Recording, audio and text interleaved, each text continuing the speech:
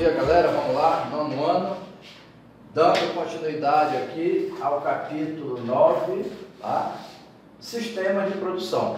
A gente viu na aula passada, né, as diferentes fases da divisão internacional do trabalho, e agora vamos ver aqui o sistema de produção, que vão ser esses três principais aqui. Começa com Taylorismo, depois Fordismo e depois Toyotismo. Lembrando que Taylorismo e Fordismo vão ocorrer nos Estados Unidos, né? E o Toyotismo vai ocorrer no Japão, e isso também em momentos históricos distintos, tá certo? O Taylorismo, ele vai surgir enquanto um sistema de produção onde vai defender as seguintes características. Primeiro, a divisão do trabalho em fase, né? Divisão do trabalho em fase. Por que isso?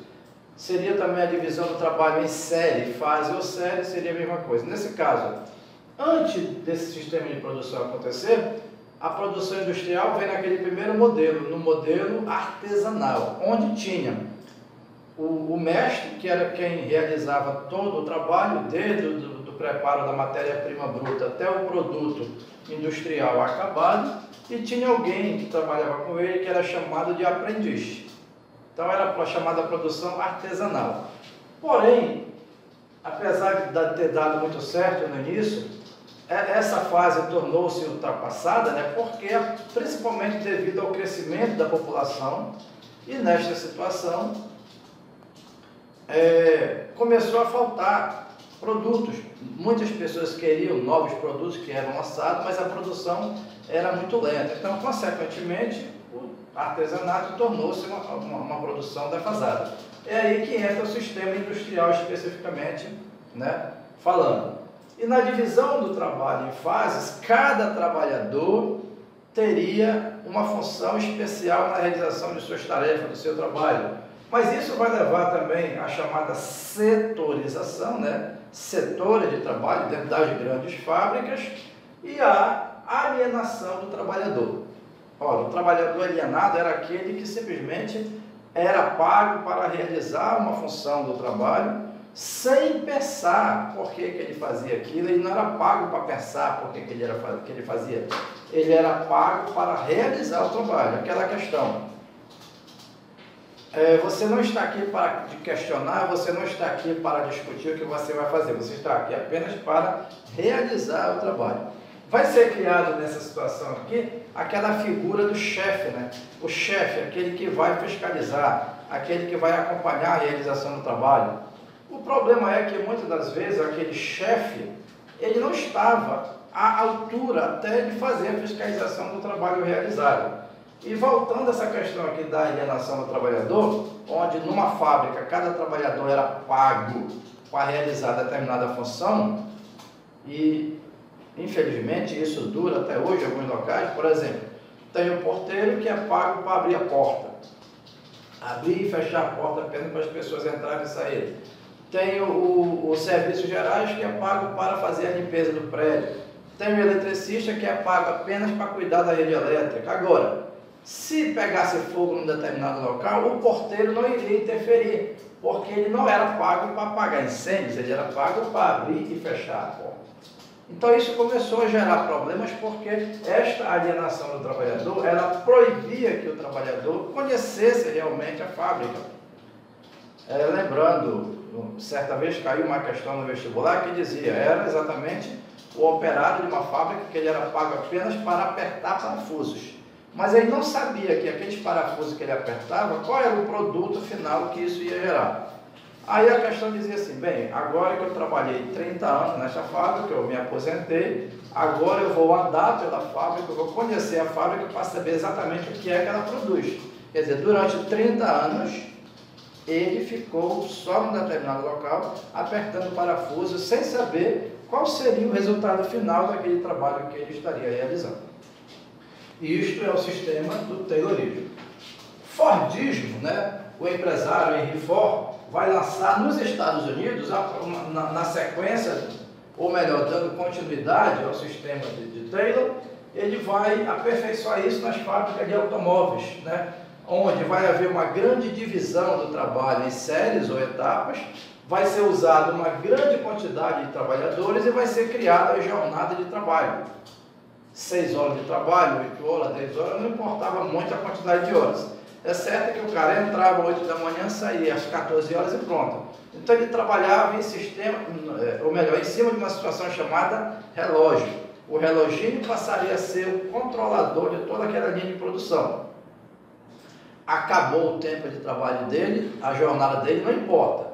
Se ele vai embora e só volta amanhã, ele não quer nem saber, né? Então isso aqui também foi usado muito no Fordismo, com a chamada, né, a grande característica aqui do Fordismo vai ser a produção em massa, ou a produção em larga escala. Esta produção aqui em massa ou em larga escala vai significar que produzir uma grande quantidade de produtos para chegar a uma grande quantidade de consumidores, né? Quer dizer, produzir em grande escala para que, com isso, a tendência seria levar o barateamento do preço daqueles produtos para que uma quantidade maior de consumidores pudesse ter acesso.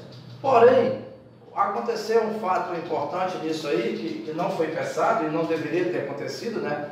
Mas devido ter acontecido, levou à falência desse modelo de produção industrial. Porque, assim como havia uma grande quantidade de produtos produzidos, os produtos eram colocados nas prateleiras dos supermercados, das lojas, como por exemplo automóveis, foi criada aquela ideia, né? Talvez, veja bem, talvez o operário da fábrica de automóveis possa até conseguir comprar um automóvel.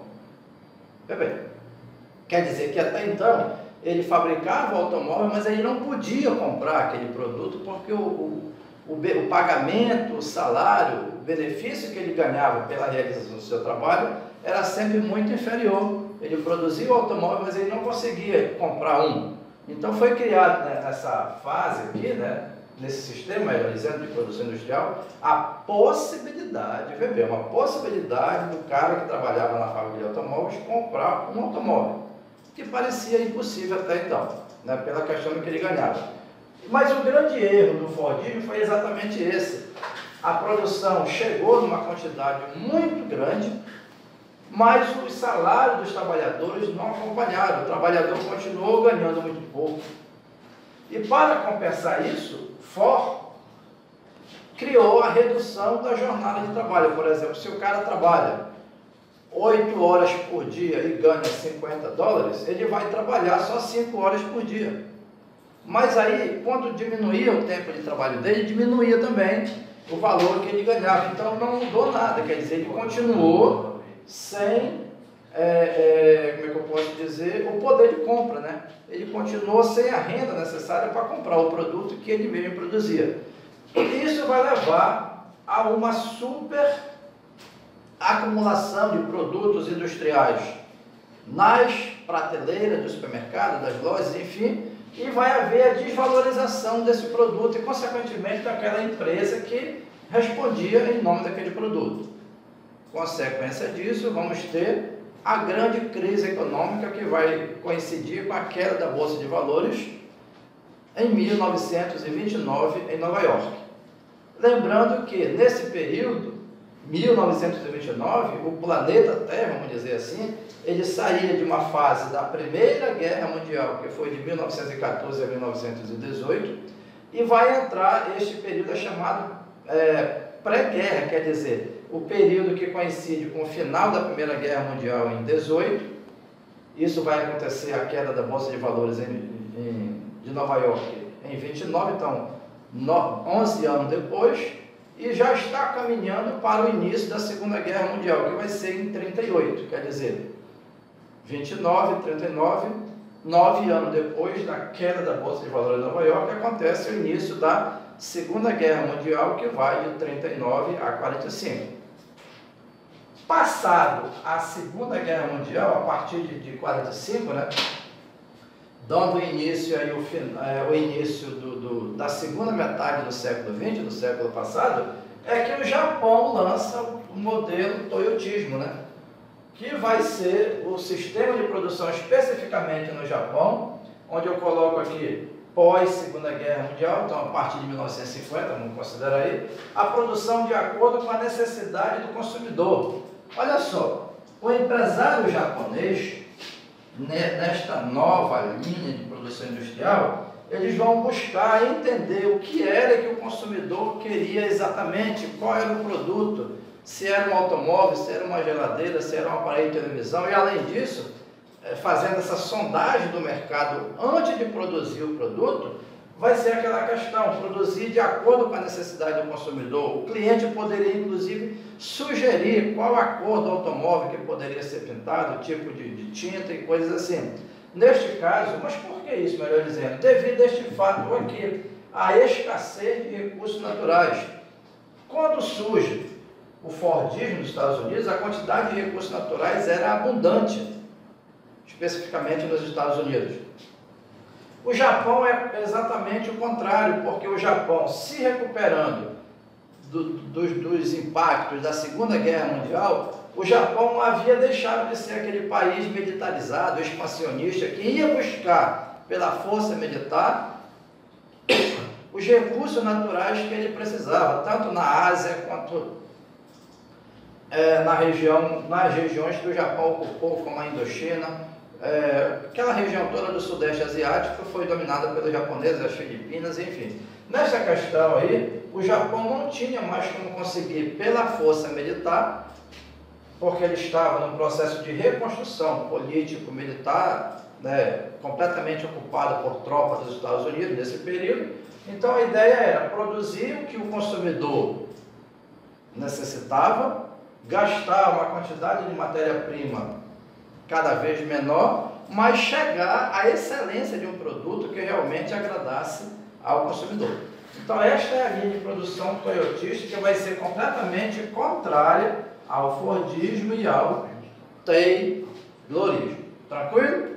Galera, abraços. A gente fecha aí o capítulo 9 do 9º ano e próxima semana a gente continua, ok? Abraços e até lá.